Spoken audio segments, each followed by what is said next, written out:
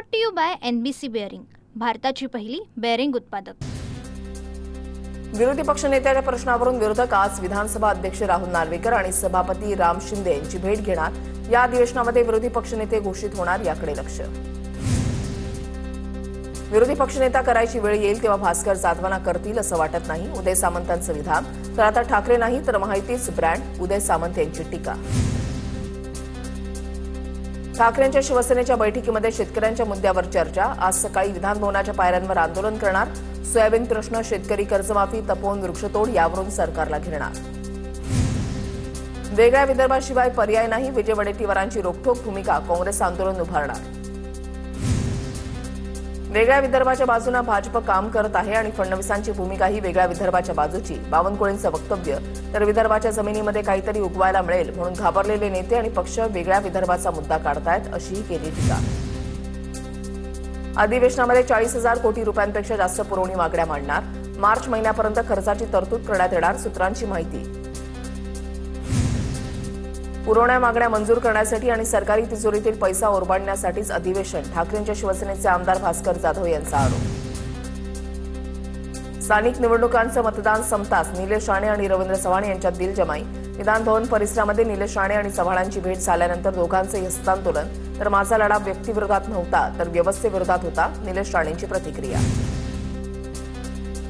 Ballot पेपरवर निवडणुका घेऊन दाखवा, विजय वडेट्टीवार आणि नाना पटोलेंचे सरकारला चॅलेंज। जास्त मतांनी निवडून न आल्यास मी राजकारण सोडेन, पटोलेंचं वक्तव्य। तर बॅलेटवर निवडणुका घ्या, तुम्हाला विरोधात बसावं लागेल, वडेट्टीवारांचा दावा। नागपुरात गुप्तचर यंत्रणेचा हाय अलर्ट, सूत्रांची माहिती। जैश ए मोहम्मदकडून घातपाताचा धोका वाढला, गुप्तचर यंत्रणेचा इशारा। विधान भवन परिसरात मोठा पोलीस बंदोबस्त तैनात। भाजपचे किरीट सोमय्या पक्षामध्ये नाराज असल्याच्या चर्चा। भाजपच्या 144 जणांच्या समितीचं सदस्यपद नाकारलं, कार्यकर्ता म्हणून अधिक जोमानं काम करतोय, सोमय्यांची ट्विट करत पद नाकारल्याची माहिती।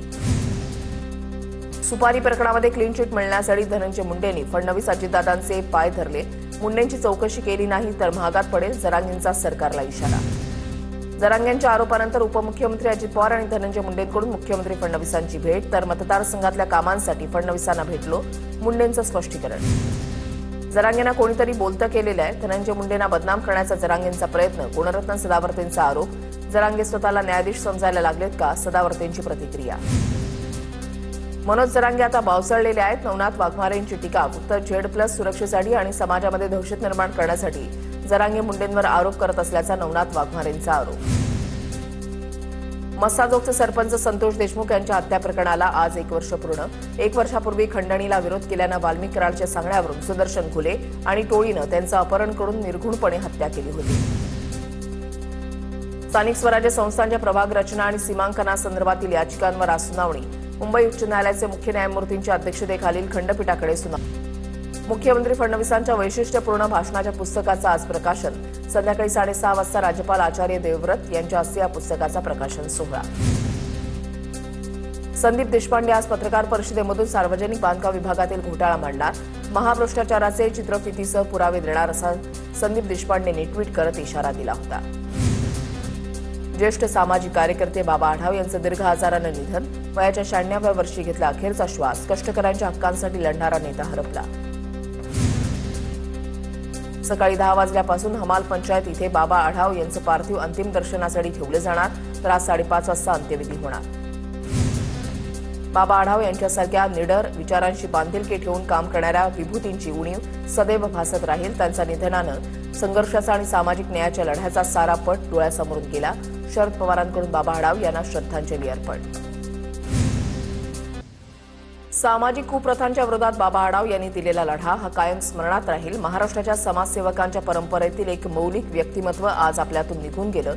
मुख्यमंत्री देवेंद्र फडणवीसांकडून आदरांजली अर्पण। ज्येष्ठ समाजसेवक बाबा आढाव हे लोकशाही रक्षणासाठी संघर्ष करणाऱ्या पिढीचे दीपस्तंभ होते। त्यांच्या जाण्यानं आपल्या सर्वांचाच मार्गदर्शक हरपला। उद्धव ठाकरेंकडून आदरांजली। बाबा आढाव उपेक्षितांना सक्षम बनवण्याच्या आणि कामगार कल्याणाच्या कार्यासाठी स्मरणात राहतील। त्यांच्या निधनानं दुःख झालं, पंतप्रधान मोदींकडून शोक व्यक्त। सामाजिक न्यायाचे एक मजबूत आधारस्तंभ आणि एक महान कामगार नेते गेल्याचं दुःख, त्यांच्या निधनाची बातमी म्हणजे कधीही भरून न येणारं नुकसान राहील। राहुल गांधींकडून संवेदना व्यक्त।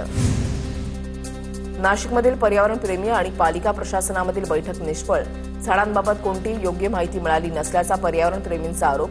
तपोवन बचावसाठी आंदोलन सुरूच राहणार, तर एक्झिबिशन सेंटरसाठी झाडं तोडणार नसल्याचा मनपा आयुक्तांकडून खुलासा. अभिनेते सयाजी शिंदेने शिवतीर्थवर राज ठाकरेंची भेट घेतली. तपोवनातील वृक्षतोडीच्या मुद्द्यावर भेट घेत चर्चा केली, तर तपोवनासाठी सपोर्ट केला म्हणून भेट घेतल्याची सयाजी शिंदेची यांची प्रतिक्रिया. तपोवन वृक्षतोडीला विरोध करणाऱ्या सयाजी शिंदेंवर गुणरत्न सदावर्तेंची पुन्हा टीका. सयाजी शिंदे यांची राजकीय दौड होती. सयाजी शिंदेंचं पितळ उघडं पडलं, सदावर्तेंनी साधला निशाणा. चाकण इथल्या स्ट्रॉंग रूमच्या बाहेर धक्कादायक परिस्थिती. सीसीटीव्हीच्या डिस्प्ले बाहेर लावलेले नाहीत, तर उमेदवाराच्या प्रतिनिधींना सीसीटीव्ही पाहण्यासाठी देखील बंदी. सुरक्षा अलार्म सिस्टीम सुद्धा लावण्यात आलेली नाही. धुळ्याच्या शिंदखेड्यामध्ये अजित पवारांच्या राष्ट्रवादीच्या कार्यकर्त्यांकडून स्ट्रॉंग रूमच्या बाहेर पहारा. 18 पोलिसांचा बंदोबस्त आणि सीसीटीव्ही कॅमेरे लावण्यात आले असताना सुद्धा कार्यकर्ते बंदोबस्तात. अयोध्या प्रयागराज महामार्गावरील अपघातामध्ये जखमी झालेले भाविक जळगावमध्ये सुखरूप दाखल. सर्व भाविकांना रेल्वेच्या माध्यमातून स्वतंत्र रिझर्व्हेशन बोगीद्वारे परतीचा प्रवास उपलब्ध करून देण्यात आला. उपजिल्हाधिकारी वैशाली चव्हाण यांच्याकडून सर्व भाविकांचं स्वागत. ठाणे महानगरपालिकेची सुरक्षा राम भरोसेच. आयुक्तांच्या कार्यालयाबाहेर मुदत संपलेले अग्निशमन यंत्र, फायर सेफ्टी किट 6 महिन्यांपूर्वीच एक्सपायर झाल्याचं समोर. इगतपुरीच्या हर्ष व्यासची मॉस्कोमध्ये पार पडलेल्या वर्ल्ड चॅम्पियनशिप 2025 स्पर्धेमध्ये गौरवास्पद कामगिरी. फुल power lifting, deadlift, power sport प्रकारामध्ये 4 सुवर्ण, 1 कांस्य पदक पटकावत जगामध्ये चमकला. पुण्याच्या मावळमधील तळेगाव एमआयडीसीमधील काही कंपन्यांचे अनधिकृत बांधकाम आणि शेड पीएमआरडीएनं हटवले. कारवाईच्या विरोधात स्थानिकांचा सुनील शेळके यांवर आरोप करत आंदोलन. दरम्यान कंपन्यांना रीतसर नोटिसा देऊन कारवाई सुरू असल्याची अधिकाऱ्यांचा दावा. प्राथमिक आरोग्य केंद्रामध्ये आरोग्य सेविकेचा आत्महत्येचा प्रयत्न. वैद्यकीय अधिकारी कामाचा जास्त भार टाकत असल्याचा आरोप. गडचिरोलीच्या मुलचेरा तालुक्यामधल्या सुंदरनगर इथल्या प्राथमिक आरोग्य केंद्रातील प्रकरण. झोपेच्या जास्त गोळ्या घेतल्यानं उपचार सुरू. मुंबईच्या गेटवे ऑफ इंडिया परिसरामध्ये नौदल दिनानिमित्त नौदलाकडून प्रात्यक्षिक सादर. नौदलाकडून बीटिंग द रिट्रीट आणि फ्लाय पास्ट सेरेमनीचं आयोजन. नौदलाच्या चेतक, सी किंग आणि कामो यासारख्या हेलिकॉप्टर्सनं आकाशामध्ये उड्डाण करत केलं शक्ती प्रदर्शन. मुंबई नांदेड विमानसेवा येत्या 25 डिसेंबरपासून सुरू होणार. मुंबई नांदेड मुंबई ही विमानसेवा मंगळवार, गुरुवार आणि शनिवारी उपलब्ध होणार. अशोक चव्हाण यांची माहिती. कल्याण लोणावळा दरम्यान उद्या पुन्हा एकदा विशेष ब्लॉक घेतला जाणार. लोणावळा बीबीटी यार्डमध्ये अप आणि डाऊन आणि इतर मार्गाच्या विस्तारीकरणासाठी पायाभूत कामं केली जाणार. लांब पल्ल्याच्या रेल्वेगाड्यांच्या वेळापत्रकावर परिणाम. जळगावच्या भुसावळमधील सेंट अलॉयसिस या शाळेच्या मुख्याध्यापिकेसह 8 शिक्षकांवर गुन्हा दाखल.